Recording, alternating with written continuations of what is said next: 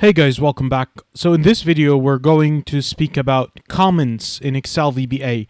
So you can actually write some comments on your code, and these comments are just notes for yourself, and these lines will not be executed.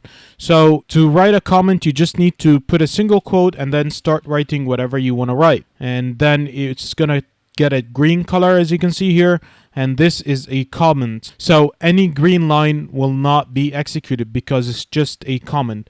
You will find me putting comments on the code because it's a good programming practice to put comments on the code, because this enables other people who would read your code to understand it easier. And also you will see me sometimes use them to comment some lines of code in order not to be executed. So this is just a quick overview about comments in Excel VBA. Thank you very much for watching this video, and I'll see you on the next one.